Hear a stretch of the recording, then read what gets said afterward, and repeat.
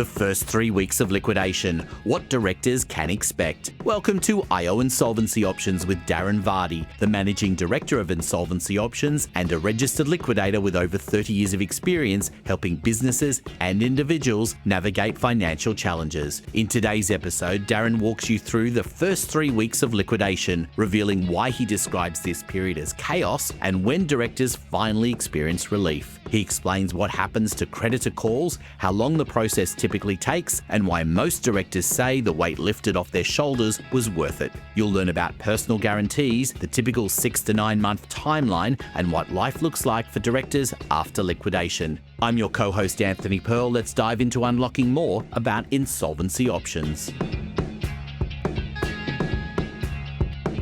Darren, we've touched on this subject of liquidation a few times in previous episodes, and I think it's an important one that we could have further discussion a little bit and understanding what those initial first 3 weeks might be like of going through this process. And maybe talk us through what it is when you get to that situation, how you find the business that right and have that initial conversation and say, we're going down this path.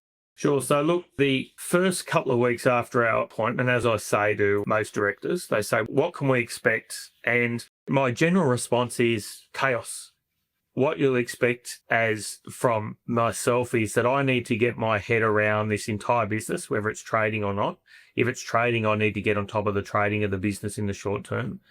We need to implement some immediate strategies as to what is going to happen with the business if it's trading, or what is going to happen with the assets if it's not trading, how we're going to realise. So for the first sort of 2 to 3 weeks, we're going to be gathering and asking for the provision of a lot of information to enable us to work out what the position is, to then work out a strategy to deal with that position. One thing that the directors don't then deal with is the phone calls from the creditors, because they all then go through the insolvency practitioner's office. So quite often, whilst we get through that chaotic period of the first 2 to 3 weeks in the information gathering and dealing with securing assets and looking at strategies to realise those particular assets, thereafter, the directors then tend to have a very small role with the liquidation moving forward. And, quite often I get comments from directors saying, for the last 6 months, I've been fielding calls and avoiding calls from creditors. But as soon as you got appointed, Darren, the phone call stopped. So, there's been a weight lifted off my shoulders. I'm no longer in fear of the phone ringing, because some directors leave it that long where they become anxious.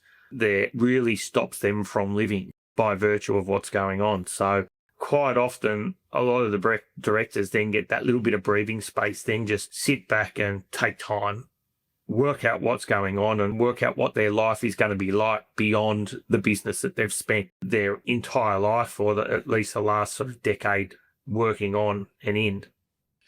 Yeah, and I imagine that's huge, right? That huge sense of relief. But is it a bit of a calm before the storm again?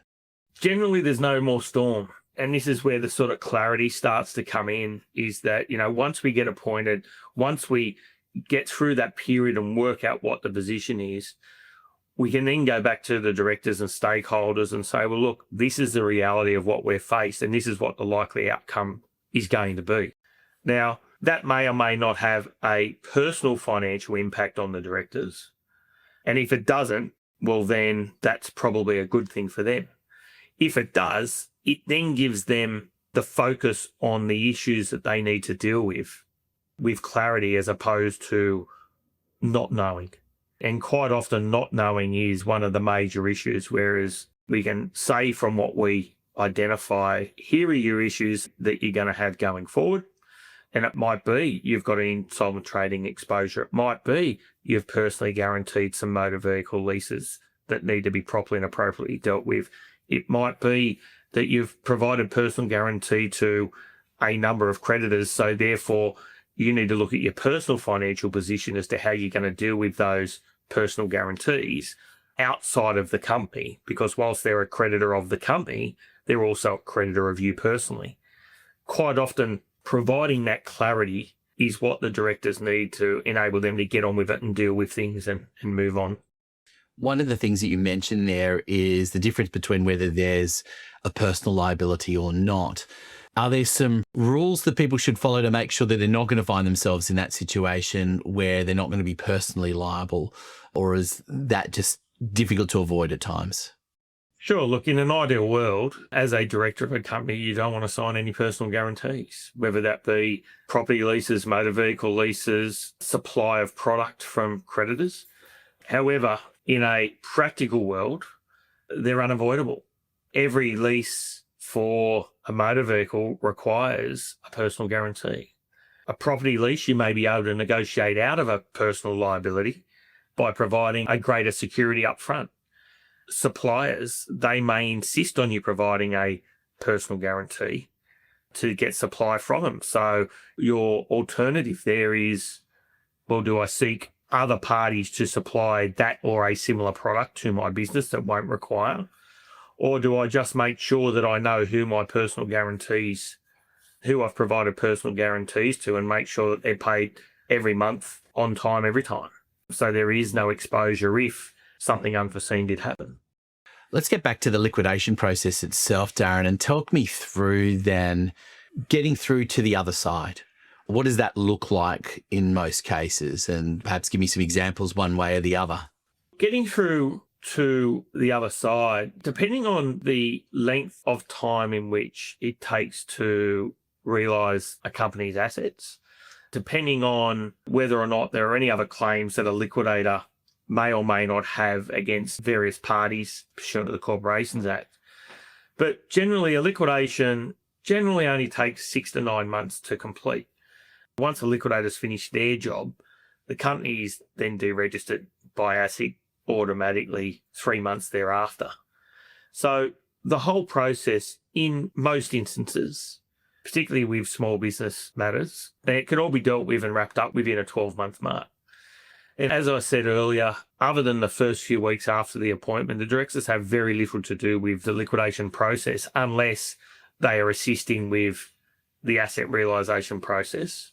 So from a director's point of view, within a month after the appointment of a liquidator, they're really, free to, for want of a better term, move on and look at what they're going to do with their life going forward to, earn an income and put food on the table, which is sort of what I try to tell directors. Their focus is, whilst they've got to be compliant and respond to all of our queries and provide all the information, they also need to look after the family unit and just get back to earning an income and living. And the sooner they can do that, the easier it's going to be on everyone, even if they're still involved in the liquidation process going forward, to assist a liquidator in the asset realisation process. And how difficult is that process? Because I imagine a lot of people, this is their business, right? That they may not have anything else. So how do you actually turn that around? That's the thing, is that where there's a liquidation and there's no business as a going concern, and my role is just simply to realise its assets, the involvement of the director ceases at the date of my appointment. So yes, it's probably may come as a bit of a shock, but to a degree it comes at a bit of a relief, because they don't have the pressures of running the business anymore, the creditors making the phone calls, the constant concern of having enough cash to pay the wages week in, week out, or month in, month out, as it may be. So quite often you find that that pressure valve is released, and it actually allows the directors to think clearly, or more clearly, and then they can focus on, what is the future going to be, because they don't need to focus on anything to do with the business because it's no longer under their control. So when you have that sort of situation, do you find that most of these people very quickly find some alternative sources of income? Are they finding work easily enough? Is it a job? Is it another business? What's the mainstay? Yeah, and suggest that the majority of people that I've dealt with go into some form of PAYG, full-time employment. They don't want to be business owners anymore as a result of the turmoil that they've encountered, and they just want to get back to living and spending time with the family and, putting food on the table and getting back to living, for want of a better term, because they've been all consumed by the business generally in the months, years leading up to my appointment. So quite often we will find that the directors of the companies will prosper personally, mentally, from appointing a liquidator to then put that chapter behind them, which enables them to move forward. And do you get much opportunity to monitor some of these people and how they've done in the past? Mostly they stay employed. Is that generally the rule versus do you see them starting businesses again? We don't generally monitor the whereabouts of directors going forward. Quite often I say to these directors, don't take offence, but I only want to see you once, and that's just to do this liquidation. Most people, it depends on their financial position, obviously. If they've got the financial wherewithal personally to go again, the majority of people go back into some full-time employment, at least for a couple of years, until they get their feet back on their ground and save up a bit of money. But no, there's no real recording or monitoring of people going forward in that regard. The liquidation process itself, what does the business look like at the end of it? What do you see happening? And indeed, those directors, once you're in and they're focusing on their new life, do they even care, monitor what happens at that process, and what does the business look like at the end of it? Look, the majority of genuine directors care about the outcome because they want to see that where possible, they maximise the return back to their creditors. And what I find is that whilst they don't have an active role, from time to time, the directors will ring up, how's it all going? What does the return look like? Do you need any assistance with anything? But generally, where their business will either get sold as a going concern, or we'll realise the assets as best we can, and any surplus funds are used to pay the cost of the process and then filter down through the priority of creditors. So I think most directors want to know what the final outcome is, because the genuine ones care about not leaving anyone out of pocket or minimising the loss. So yeah, that's sort of my experience with the people that I've been involved with. And the businesses themselves, at the end of the day, once you finish with the process, is there one way or the other? Do they typically end up in the hands of someone else and realise in a different way, or is it generally just dispersing the assets and it's kind of that business is no longer? Majority of the time, it's the business ceases to trade. It's because it's not a type of business that is of value as a going concern, in which case then it comes just down to an asset sale. So I'd say the majority of time, the business will cease and the assets will be sold, as opposed to a business sale as a going concern. And that's all we have time for in this episode, but next time on IO Insolvency Options, we'll explore the 3 critical questions Darren asks every business owner when they're seeking help. Darren will reveal why understanding why you're here is more complex than it seems, what your ideal outcome should be, and how to create a realistic plan to get there. It's a masterclass in strategic thinking for struggling businesses. For details on how to get in touch with Darren and his team on insolvency challenges, please consult the show notes. This podcast is produced by my team at podcastdoneforyou.com.au, helping professionals share their expertise through powerful podcast content. If you found value in today's episode, please like, comment, and subscribe to IO Insolvency Options. Until next time, remember there's always a way forward when you know your options.